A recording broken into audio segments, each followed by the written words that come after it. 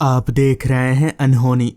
तो चलिए बढ़ते हैं आज की इस कहानी की ओर। गांव आए हुए मुझे यहीं कोई 3-4 दिन ही बीते होंगे कि एक शाम अचानक हमारे घर की बिजली चली गई। चूंकि मौसम गर्मी का था इसलिए पंखा बंद होते ही सारे परिवार वाले छत पर पहुंच गए। सबके साथ मैं और दादाजी भी थे। तब तक अंधेरा हो चुका था। खैर हम सारे लोग छत पर चटाई बिछाकर बैठ गए।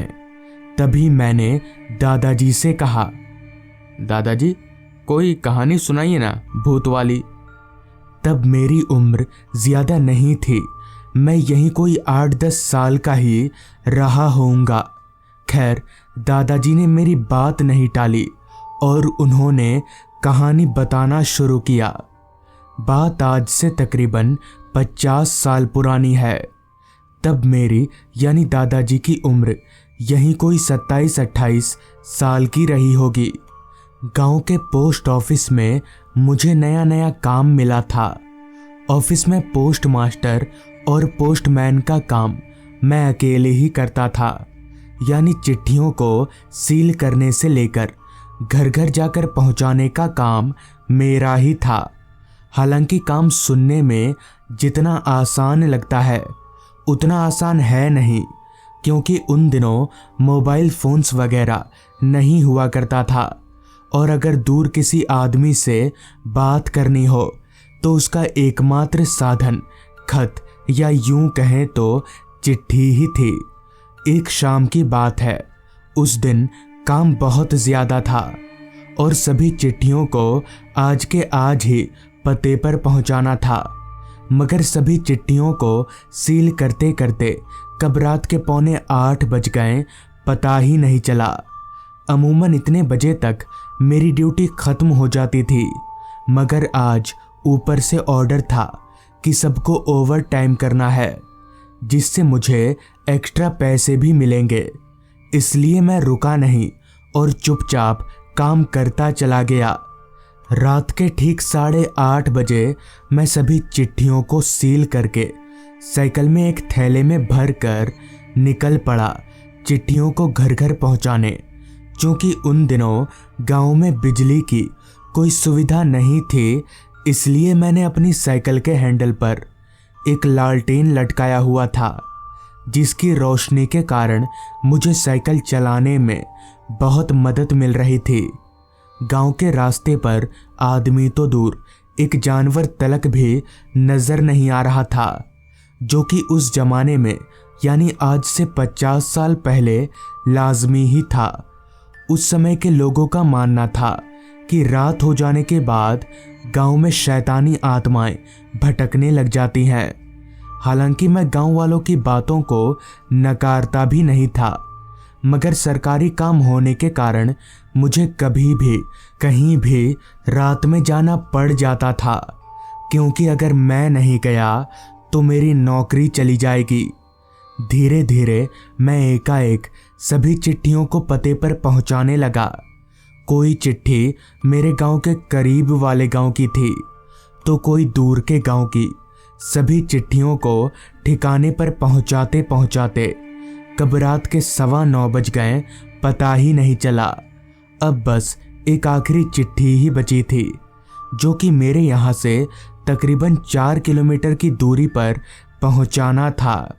पहले तो मैंने सोचा कि आज के लिए इतना काफ़ी है, ये चिट्ठी कल पहुँचा दूंगा।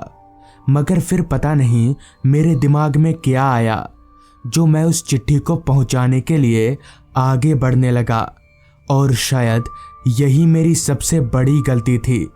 खैर वो गांव जहां मुझे उस आखिरी चिट्ठी को पहुंचाने जाना था, मैं उस गांव जाने वाले रास्ते पर आगे बढ़ने लगा।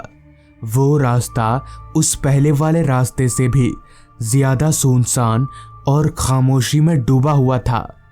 उस रास्ते के अगल बगल सिर्फ जंगल ही जंगल थे। कुल मिलाकर रास्ते का नज़ारा बड़ा डरावना सा था। रात कीड़ों की आवाज़ें कानों में गूंज सी रही थी। खैर थोड़ी देर साइकिल चलाने के बाद मैं उस आखिरी चिट्ठी के ठिकाने पर पहुंचा। मैंने घर का दरवाज़ा खटखटाया तो एक बुजुर्ग से आदमी ने दरवाज़ा खोला। फिर मैंने उस बुजुर्ग आदमी को चिट्ठी पकड़ाई और वहां से जाने लगा। अभी मैं चलकर अपनी साइकिल के पास आया ही था कि तभी उस बुजुर्ग आदमी ने मुझसे कहा, बेटा किस रास्ते से आए तुम? मैंने उस बुजुर्ग आदमी को इशारा करके वो रास्ता बताया जिधर से मैं आया था। तो मेरा इशारा देखकर पता नहीं क्यों उस बुजुर्ग आदमी का चेहरा सूख सा गया और उसने कांपती आवाज में मुझसे कहा, पर बेटा इस रास्ते से इस वक्त तुम्हारा जाना ठीक नहीं होगा। वो रास्ता रात के लिए ठीक नहीं है।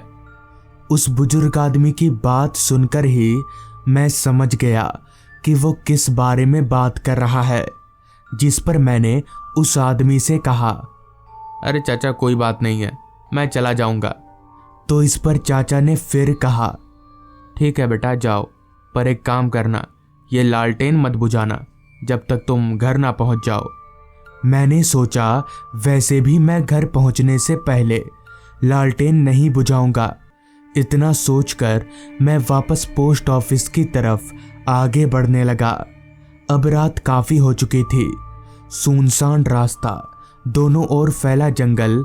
कहीं ना कहीं उस आदमी की बात सुनकर अब मुझे डर लगने लगा था, मगर आते वक्त तो कुछ हुआ नहीं, तो अब क्या होगा, यही उम्मीद लेकर मैं आगे बढ़े जा रहा था। पता नहीं क्यों उस रास्ते पर मुझे हल्की हल्की ठंड महसूस होने लगी थी, जबकि मौसम ठंड का नहीं था, मौसम गर्मी का था। शरीर में एक अजीब तरह की सिरहन हो रही थी। एक अलग सा डर मेरे जहन में घूम रहा था, जिन्हें लफ्जों में बयां कर पाना मुश्किल ही नहीं बल्कि नामुमकिन है।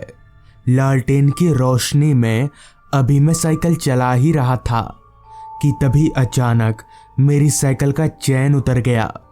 अचानक चैन उतर जाने से मुझे काफ़ी हैरानी हुई कि आखिर अभी ये साइकिल को क्या हो गया। खैर मैं साइकिल से नीचे उतरा और बैठकर चैन चढ़ाने की कोशिश करने लगा। मेरी साइकिल जिस जगह पर खराब हुई थी वहाँ पास ही में एक बहुत बड़ा बरगद का पेड़ था। खैर मैं लालटेन की धुंधली सी रोशनी में चैन चढ़ाने की कोशिश करने लगा, मगर लालटेन की रोशनी इतनी कमज़ोर थी कि मुझसे चैन चढ़ाया नहीं जा रहा था। अभी मैं चैन चढ़ा ही रहा था कि तभी पीछे की तरफ से मुझे एक भारी सी आवाज़ आई, डाकिया बाबू आ गए चिट्ठी पहुंचाकर।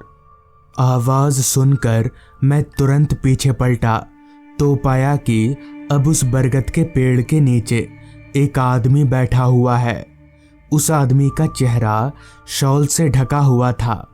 मुझे काफ़ी हैरानी हुई कि आखिर इस आदमी को पता कैसे चल गया कि मैं चिट्ठी पहुंचाकर आ रहा हूं, जिस पर मैंने उस आदमी से कहा, हाँ पर आप कौन हैं? इस रास्ते पर आप क्या कर रहे हैं? इस पर उस आदमी ने कहा, सब बताता हूँ, पहले ये लालटेन बुझाओ। लालटेन देखकर मुझे बहुत डर लगता है। इस पर मैंने कहा, नहीं यहाँ इतना अंधेरा है, अगर मैंने लालटेन बुझाया तो मैं देखूंगा कैसे? अभी मैंने इतना कहा ही था कि तभी उस आदमी ने अपने चेहरे पर से वो शॉल हटा दिया। तो मैंने जो देखा वो देखकर मेरी सिट्टी बिट्टी गुल हो गई, क्योंकि उस आदमी का सर उसके धड़ से अलग था और वो सर हवा में उड़ रहा था। मगर ये कैसे हो सकता है? किसी आदमी का सर उसके धड़ से अलग हवा में कैसे उड़ सकता है? मुझे समझ नहीं आ रहा था। तभी उस आदमी ने फिर से कहा ना लालटेन बुझाओ, वरना तेरा भी सर ऐसे ही धड़ से अलग हो जाएगा। अब तक मैं समझ चुका था कि वो आदमी इंसान नहीं है, बल्कि वो कुछ और ही है। इसलिए मैं साइकिल को धक्का देते ही वहां से भागने लगा। भागते भागते मैंने एक दफ़ा पीछे पलटकर देखा तो पाया कि अब वो सिरकटा आदमी वहां से गायब हो चुका है। उस रात शायद लालटेन ना बुझाने के चलते मेरी जान बच गई, मगर वो आदमी आखिर था कौन ये आज तक पता नहीं चल पाया। इतना कहकर दादाजी ने अपनी कहानी ख़त्म की। दादाजी की कहानी सुनकर मैं काफ़ी डर गया और उस पूरी रात मुझे नींद नहीं आई। तो दोस्तों, ये थी आज की कहानी। अगर आपको ये कहानी पसंद आई हो तो चैनल को ज़रूर सब्सक्राइब कर लें। तो मैं आपका दोस्त आर्यन जल्द ही मिलूँगा आपसे ऐसी ही एक कहानी के साथ।